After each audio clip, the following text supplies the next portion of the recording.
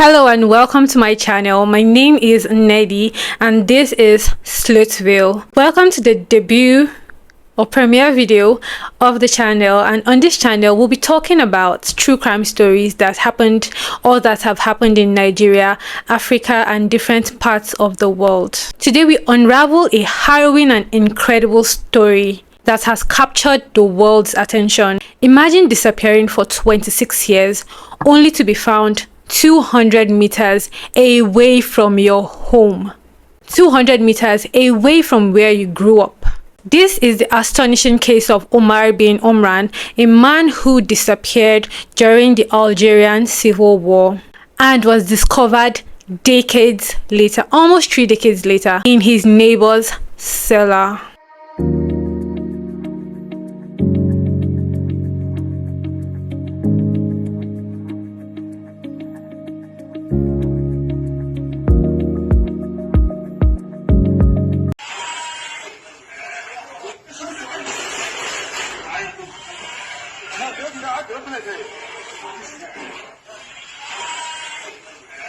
Do you believe in black magic?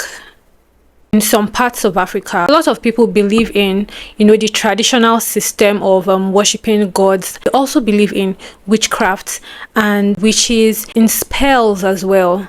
Our story begins in Djelfa, a town in Algeria. The Algerian Civil War happened during the tumultuous times in the 1990s.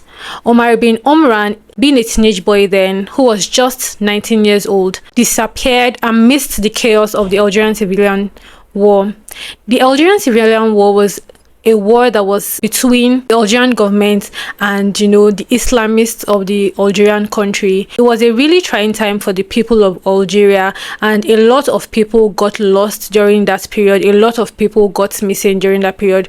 You could somehow compare it to the Biafran War of Nigeria. I'm Nigerian, so although I wasn't born during that time, but I've heard stories of people, or stories that people have told about how people got missing during the Biafran War, and a lot of these people have not been found until today. A lot of them may have gotten killed during the war, and a lot of them may have just gotten lost as kids and grew up in the different parts, in the different places where they found themselves. That could have been said to be the case of Omar bin Omran, who was just 19 years old during the Civil War times when he disappeared, when he vanished from his family. There were already plans of him going to vocational school to learn a trade, learn a skill and all of that. And Omar bin Omran got up, dressed up, it was just a beautiful day, a normal day for him and his family, and there was nothing suspicious from his family. There was nothing suspicious from his side.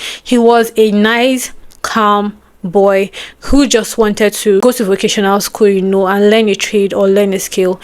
On the third day, he got prepared and started, his journey to the vocational school. But he never came back. He never got back, and we're going to just dive into the story of how that happened, and the series of events that happened later after that. So we're just going to keep referring to him as Omar. After Omar got missing, he went to vocational school. They expected him to be back the next day or the same day. He never got back.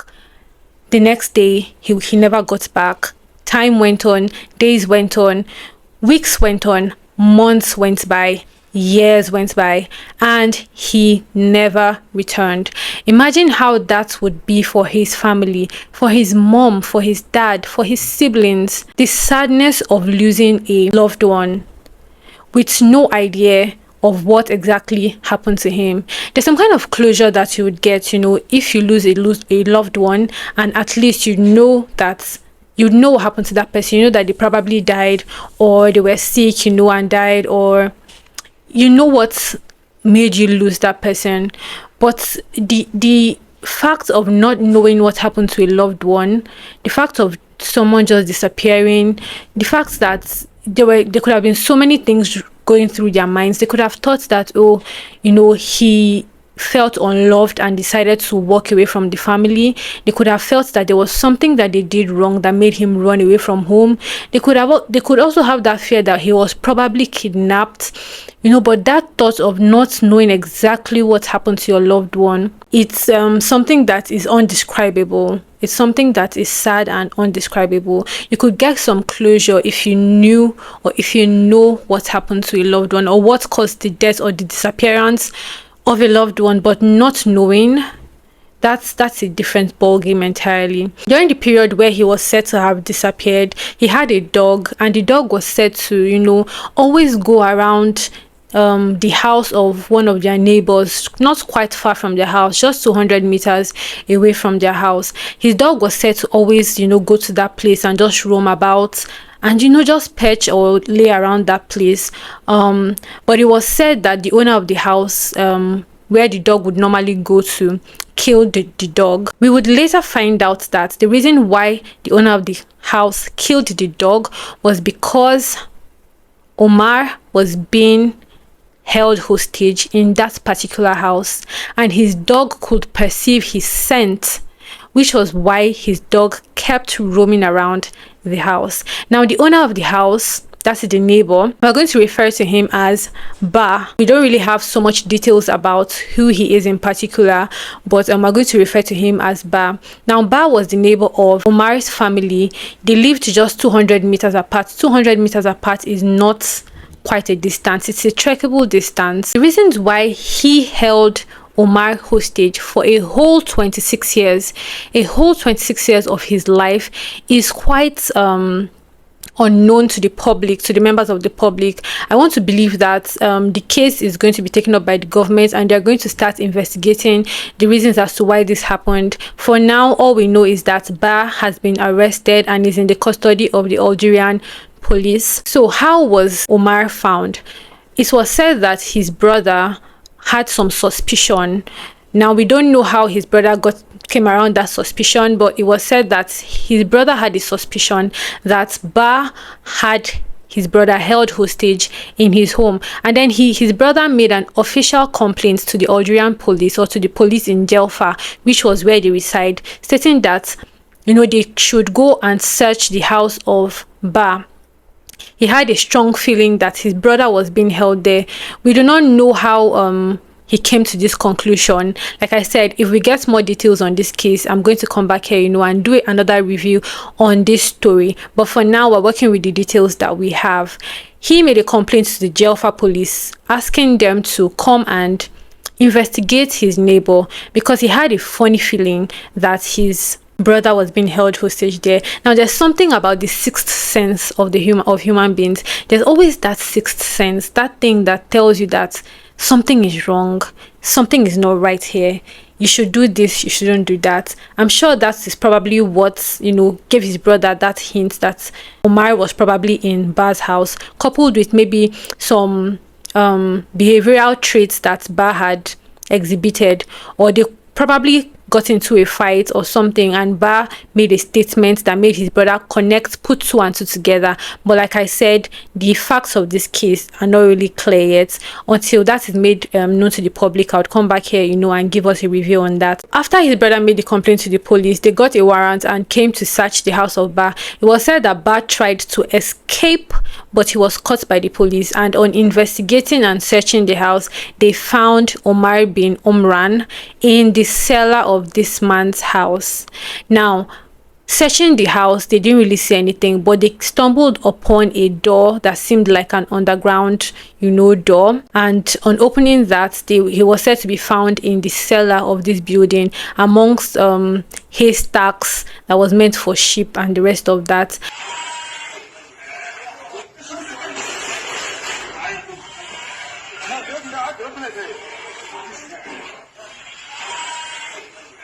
This is somebody that was held hostage since he was 19 years old, and now he's 45 years old.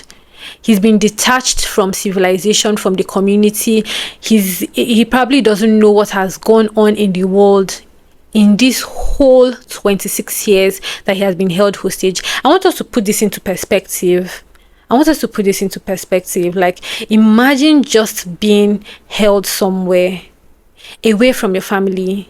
I mean, when Omar was asked, he said that yes, that sometimes he would see his family members pass by and he could not call out to them. Reason being that Ba had cast some spell on him that made him not to be able to shout and call out to his family members. Imagine being in that position, unable to ask for help, unable to run away, just being held in bondage for a whole 26 years of your life, watching each day pass by, watching the clock tick, watching time fly, watching days run, watching weeks go away, years, 1 year, 2 years, 3 years, 4 years, 5 years of your life, 26 years of your life just go by. There could be something deeper into this story that is not yet out in the media, but just the thought of that it's sickening that a human being can do something like that to another human being. Ba, who held Omran hostage, is said to be 61 years old now, which means as at the time when he held Omran hostage, he was probably around 35 years old. Tragically, Omar's mom was said to have passed away in 2013, not knowing what happened to her son, and never knowing that her son was close by. He was close by, yet so far away, yet so lost in their thoughts. His return back home is quite joyous for the family, but there's this bittersweet element of his return for a family that has mourned him and endured so much heartache for such a long time. His family members have said that his discovery or his coming back is quite unimaginable. They had hoped for a miracle, but they never knew that he was so close to them and was just there suffering in silence.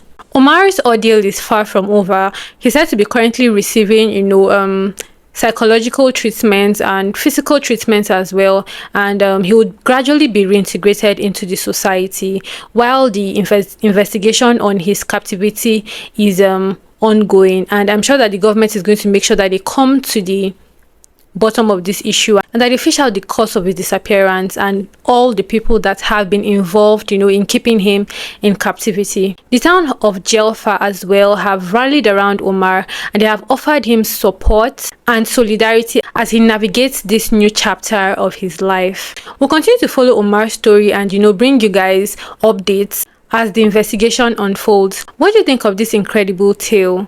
Do you believe in spells? Do you believe in witchcraft? Do you believe that somebody could be held under a spell and kept in captivity 200 meters away from their house and not be able to shout or to scream or to ask for help? Do you believe that he willingly wanted to be away from his family? Because we cannot rule that out. Do you believe that there's something deeper that we are not yet to see? Please share your thoughts and your comments in the comment section. And like I said, we'll continue to follow this case and bring you guys updates as the case progresses. Please do well to subscribe to this channel. Please do well to subscribe to the channel and like, share, comment. I'll see you guys in my next video. Have a great day. Bye.